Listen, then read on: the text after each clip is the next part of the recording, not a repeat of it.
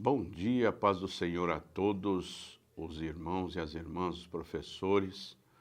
Para mim é uma honra novamente poder estar aqui compartilhando e ajudando com alguns subsídios para a nossa aula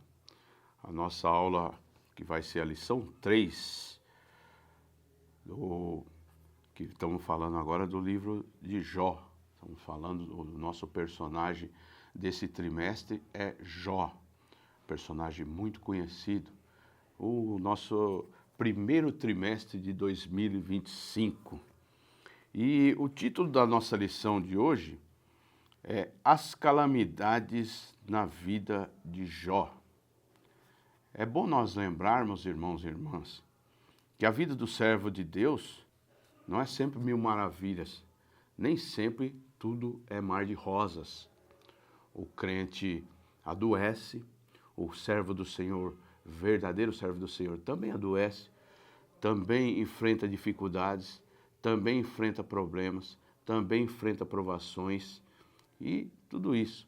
Mas o diferencial é que em todas as lutas, em todas as provações, seja ela na doença, financeiro ou até mesmo conjugal, o Senhor está com ele, com ela. O Senhor está conosco. O Senhor não nos desampara. E vemos aqui o nosso comentarista, o irmão que escreveu a lição, ele foi feliz, bem feliz como sempre, no título dessa lição. Aqui eu queria separar alguns textos, né? Não vou ficar lendo tudo, mas alguns textos, algumas partes que eu vou lendo alguns pedaços dos tópicos e da lição também, da nossa leitura e fazer alguns comentários. Ele já pôs aqui o para refletir. O sofrimento pode tirar-nos tudo, menos a nossa fidelidade ao Deus Todo-Poderoso. Será que o nosso coração está naquilo que temos e somos? É difícil. Às vezes, estamos passando por problemas difíceis. Eu sei que as coisas nem tudo, como eu falei, nem tudo é mar de rosa, nem tudo é fácil. Mas a Jó, ou a passagem de Jó, nos ensina muito que não devemos pôr o coração naquilo que somos, naquilo que temos, muitas das vezes, o prestígio que a pessoa tem. E aqui Jó tinha um prestígio enorme. Jó era um homem mais rico, Jó era um dos homens mais respeitados, mais prestigiado, e de repente, de uma hora para outra, ele se vê o mais pobre, o mais paupérrimo, miserável e doenças tomando conta do corpo e tudo mais. Só que ele não perdeu a esperança, ele não perdeu a fé. Apesar da sua tristeza, apesar de ter, claramente, nós observamos aqui nos textos, claramente que ele entrou em depressão. Ele entrou em depressão pela tristeza, por tudo que estava causando. Será que nós poderíamos ou podemos ser igual a Jó, manter o pé no chão, dependendo as adversidades, as dificuldades, ou até uma perca familiar? Será? É bom refletir, começar de mim. É bom eu refletir, os irmãos refletir. E aqui na leitura bíblica, que fica no livro de Jó, no capítulo 1, do versículo 13 ao 22, é dividido, né? E depois o capítulo 2, do 6 ao 8. Eu só queria fazer alguns comentários em alguns versículos aqui, nem todos. No 15, vai falar, e deram sobre eles os sabeus e os tomaram, e os servos feriram ao fio da espada. Os sabeus eram um povo da Arábia Antiga, conhecido por serem mercadores bem-sucedidos e por terem um monopólio de bens, os sabeus. E com a domesticação de camelos, por volta de 1400 a.C., as caravanas sabés começaram a percorrer a bordo do deserto em direção ao norte. Eles adoravam vários deuses, né? Dentre eles um deus solar, né?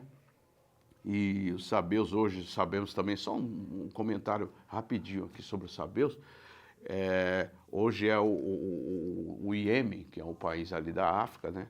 É onde os sabeus se encontravam. E esses sabeus eram um povo muito aguerrido, e a Bíblia fala aqui, né, que eles tomaram e deram sobre os sabeus, e os tomaram, deram sobre eles os sabeus, e os tomaram, e aos servos feriu ao fio da espada.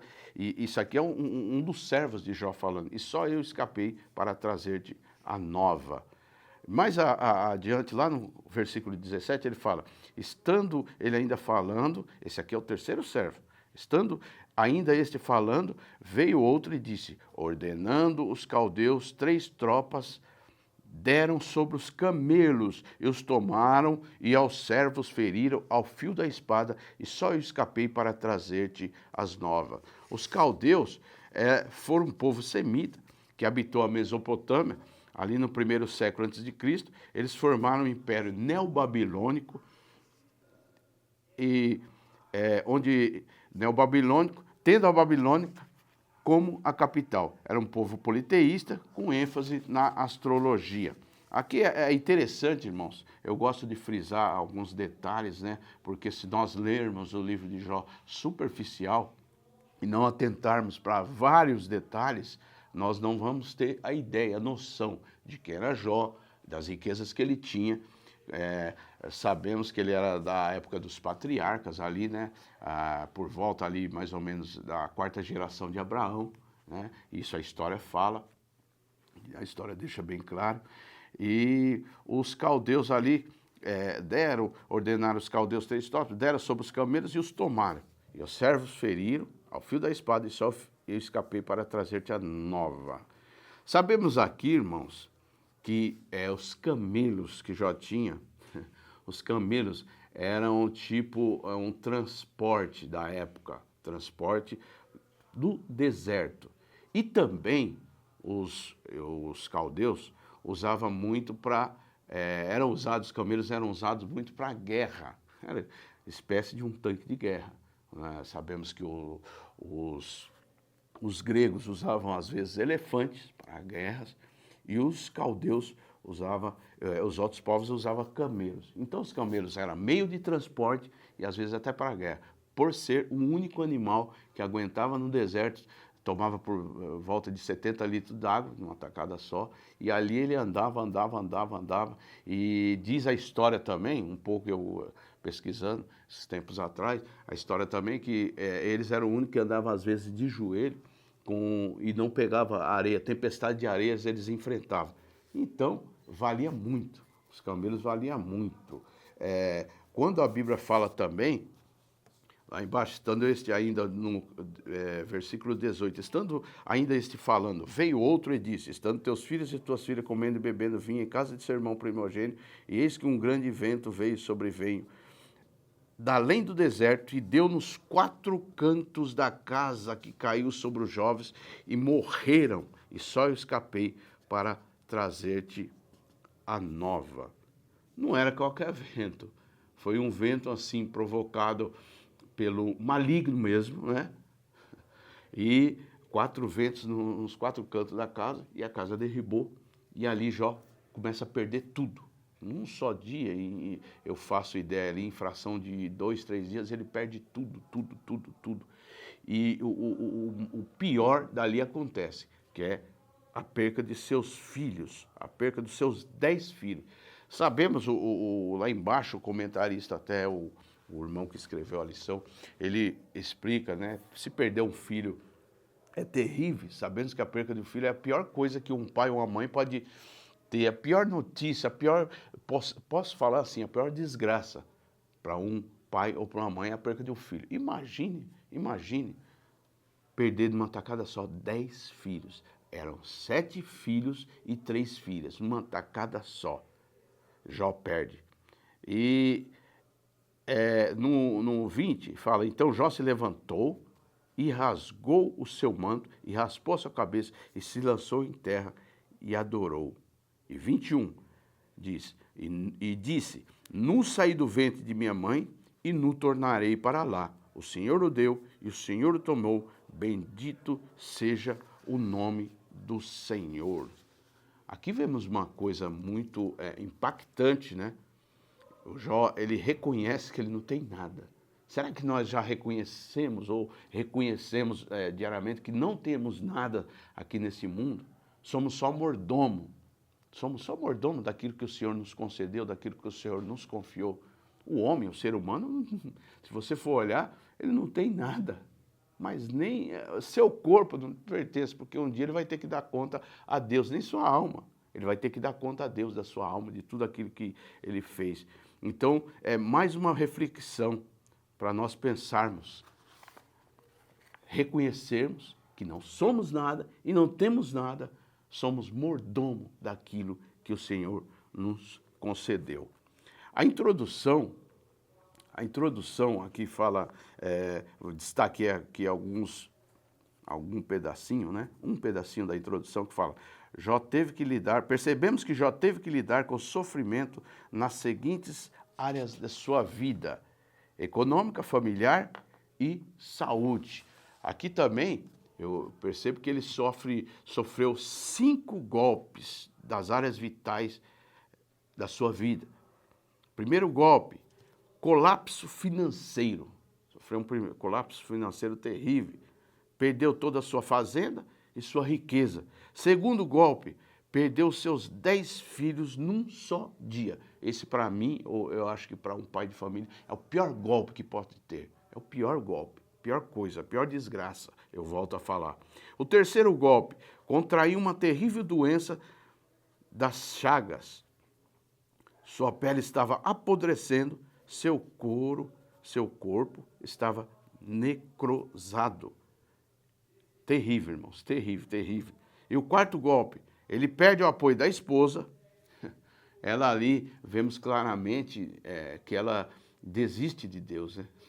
Fala para ele desistir de tudo, adora seu Deus, né? Numa palavra em português, abençoa seu Deus, né? Mas no sentido original do hebraico, abençoa, larga o seu Deus, louva a ele e larga de uma vez.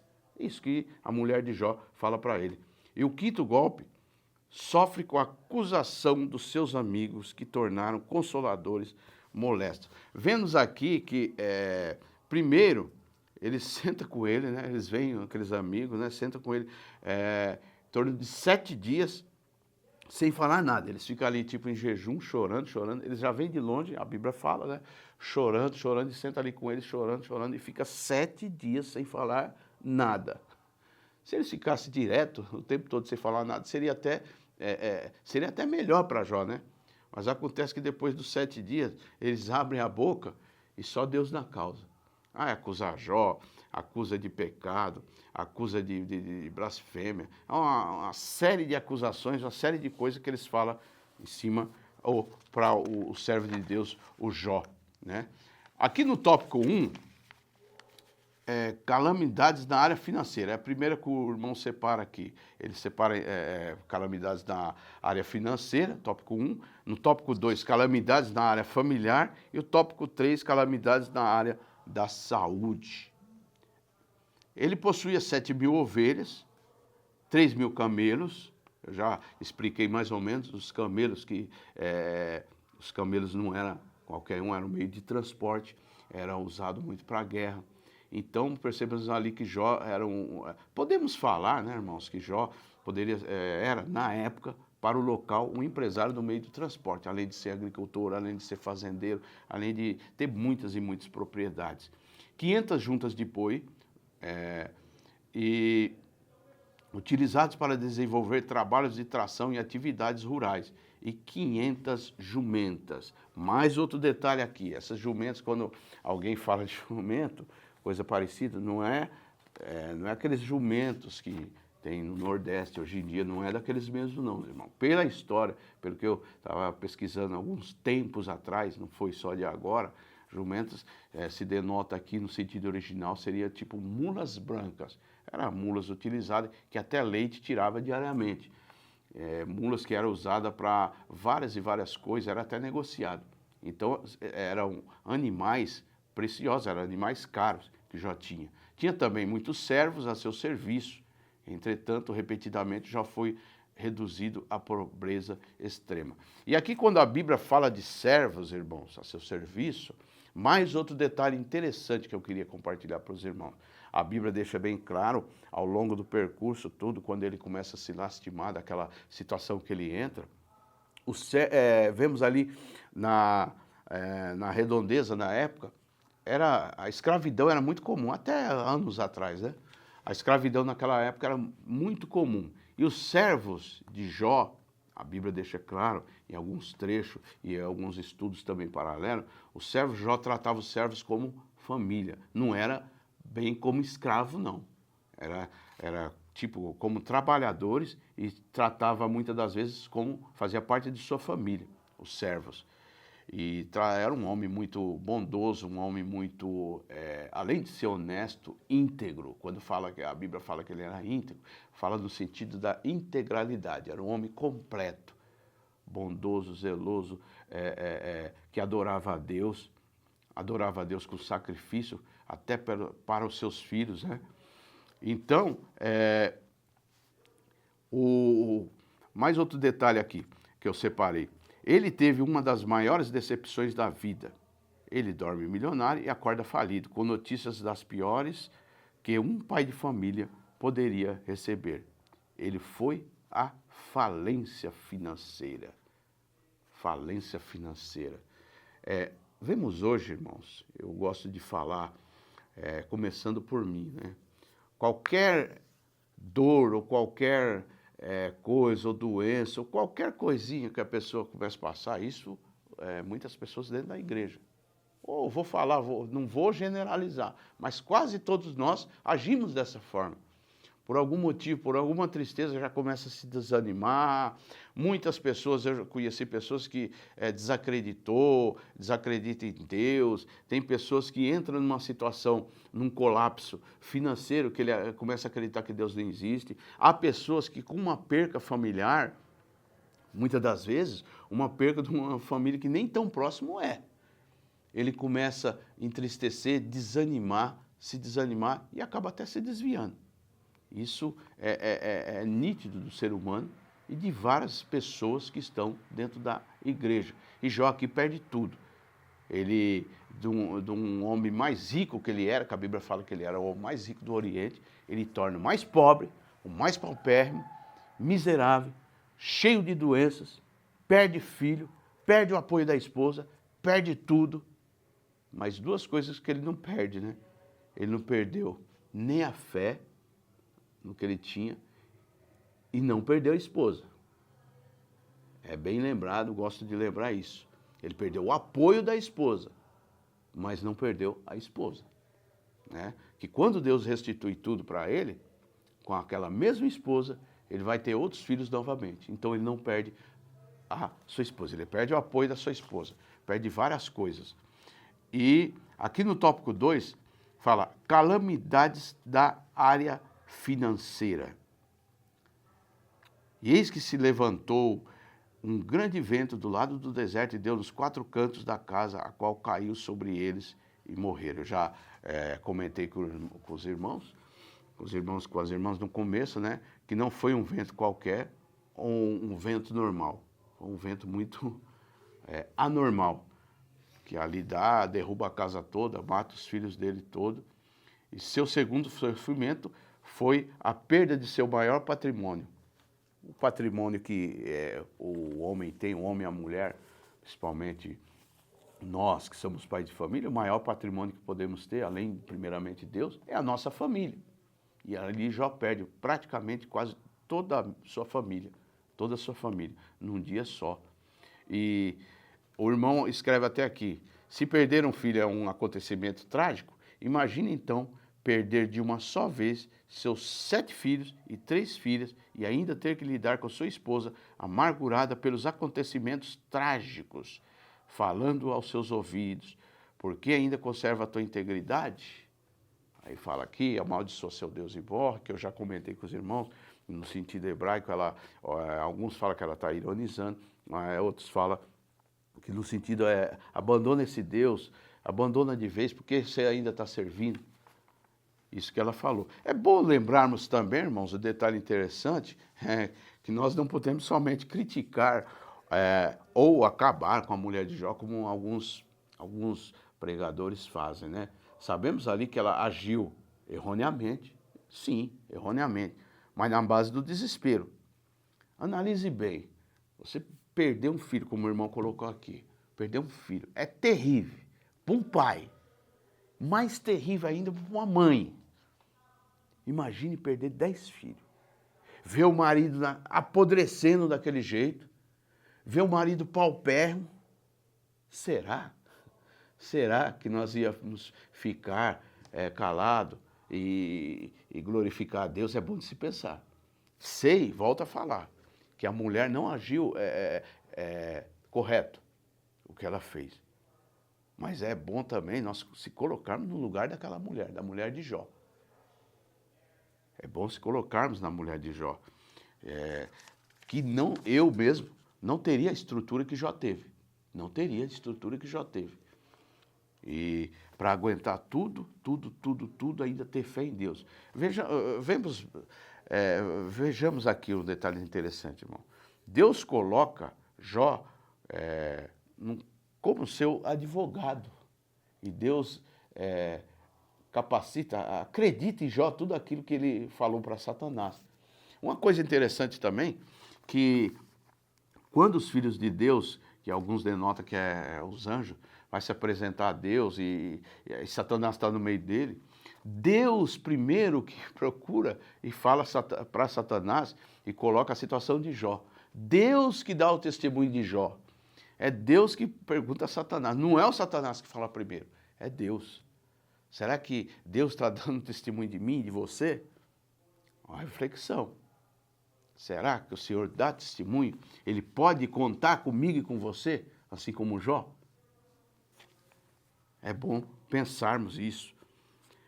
No tópico 3, vai falar sobre calamidades na área da saúde. Área da saúde.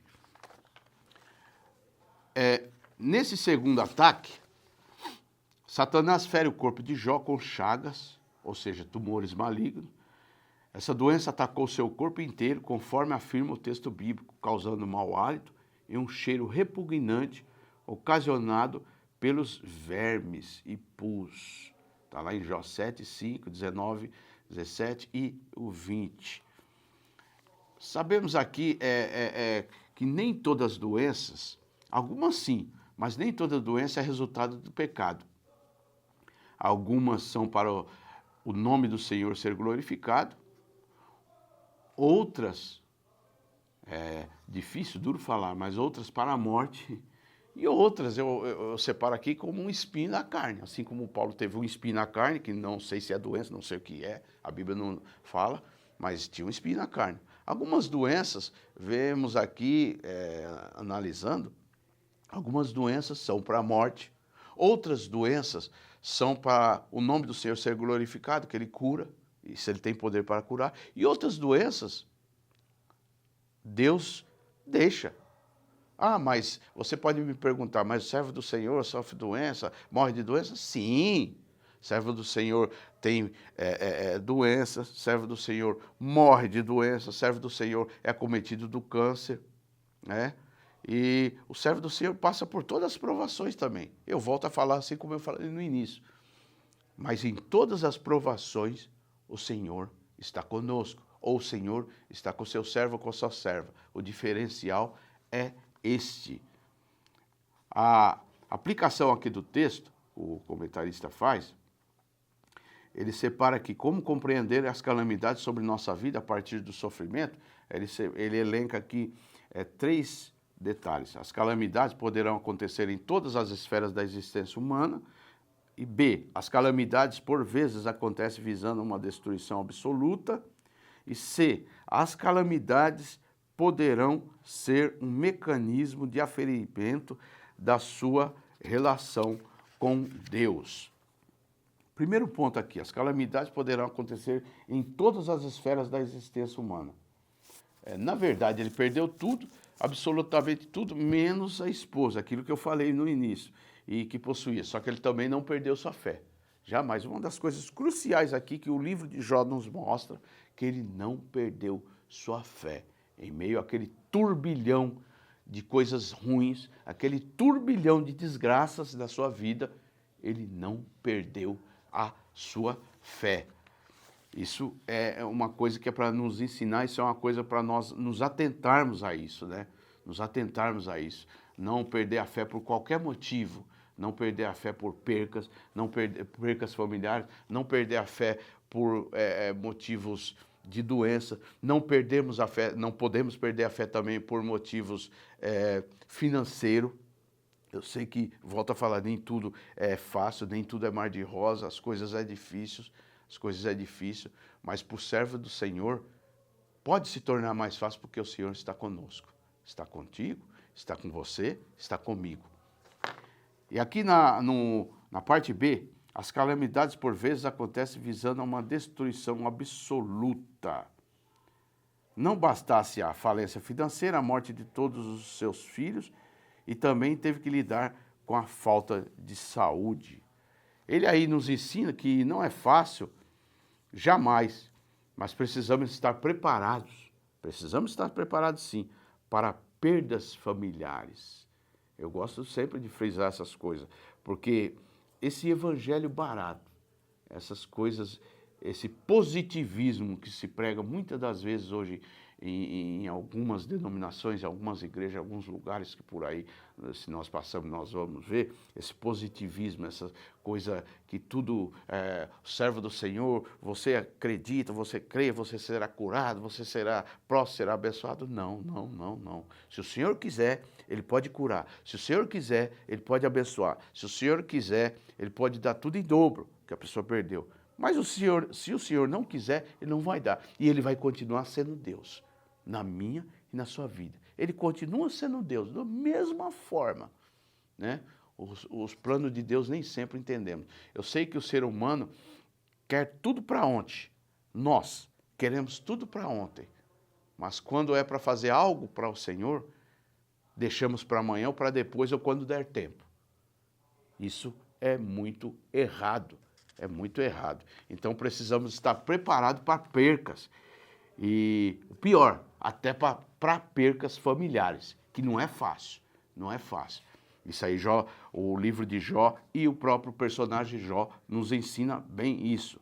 E aqui na parte C, as calamidades poderão ser um mecanismo de aferimento da sua relação com Deus. Aí o comentarista aqui escreveu: a postura de Jó em meio ao sofrimento revela que a prática da adoração a Deus está enraizada na vida do adorador.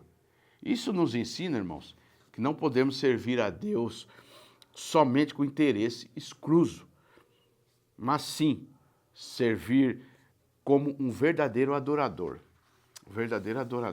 Sabemos que muitas das pessoas hoje em dia, muitas pessoas vêm na igreja ou servem a Deus ou faz algo esperando algo em troca. Isso também é um erro do ser humano, principalmente daqueles que se dizem servos do Senhor. Esperando algo em troca. Eu vou fazer porque Deus vai me abençoar, eu vou fazer. Tanto é que quando a pessoa é acometida de alguma doença, ou quando um dos seus filhos, no caso, né, é cometido de alguma coisa, a primeira questão, a primeira indagação que a pessoa vem fazer é: Senhor, eu sou teu servo, Senhor, eu fiz tanto, Senhor, por que isso está acontecendo? Aí a pessoa começa a se auto-justificar, se avaliar para Deus. Mas eu fiz isso, por que eu estou passando isso? Eu te servi tanto, eu contribuí, eu fiz isso para a obra, eu fiz aquilo. E começam a avaliar. A primeira coisa que nós começamos a fazer, eu falo nós, começamos a fazer é isso. E aqui Jó não começa a fazer nada disso. Ele começa a render graças ao Senhor. E uma coisa interessante que ele fala, né? Nu saí do ventre da minha mãe e nu voltarei. Ele reconhece que ele não tinha nada, que ele não era nada. E bendito seja o nome do Senhor. Ele começa a glorificar e adorar o Senhor. É lindo isso, né? Não é tão bonito a situação que ele está passando, mas o modo que ele se comporta é bonito.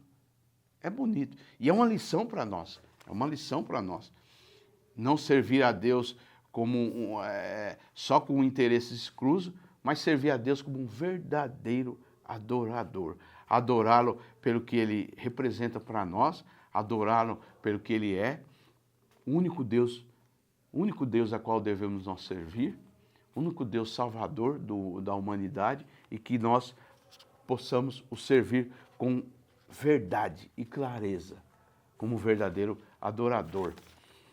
A conclusão, o nosso irmão escreve: na lição de hoje analisamos sobre as calamidades sofridas por uma família temente a Deus. Veja bem, irmãos, muitas pessoas falam, aqui eu quero fazer um adendo, muitas pessoas, alguns, até pregador, fala que os filhos de Jó pecavam, os filhos de Jó, eu já vi até falar, uma coisa bizarra, que os filhos de Jó praticavam até orgias, mas isso não deixa, pelo que a Bíblia fala aqui, quando ele fala, ele prestava sacrifício a Deus e dizia a ele: se porventura meus filhos estiverem pecado, eu ofereço sacrifício ao Senhor. Oferecia sacrifício ao Senhor se porventura os seus filhos tivessem pecado. Então, denota-nos aqui, deixa bem claro o texto, que os filhos eram tementes ao Senhor, assim como o pai. Era uma família abençoada, era uma família próspera, era uma família de exemplo, uma família modelo para a sociedade, para aquelas pessoas da época. Porém, de uma hora para outra, ele sofre aquela catástrofe. Só que mais adiante nós vamos ver a sua integridade com o Senhor. Ele entrou numa tristeza, sim. Ele chega a amaldiçoar o dia que ele nasceu, tudo, começa a falar, e é o livro lá na frente, não é um caso aqui, lá na frente, o Senhor, ele vai fazer 16 perguntas ao Senhor, o Senhor faz 70 perguntas para ele depois, lá na frente, no capítulo, se eu não me engano, o capítulo 38. Só que o Senhor vê a sua integridade e ele está ali, Deus põe a ele ali como, digamos assim, o sentido da palavra, como um advogado, né? Deus prova para Satanás que nem todos serve a ele por interesse. Nem todos servem a ele por aquilo que é, ou por aquilo que tem. Nem todos. E Jó é um homem desse. Amém? E que o Senhor possa falar na sua vida e na minha grandemente. Obrigado. Eu agradeço aos irmãos mais uma vez. Muito obrigado por me ouvirem e que o Senhor os abençoe grandemente. Amém?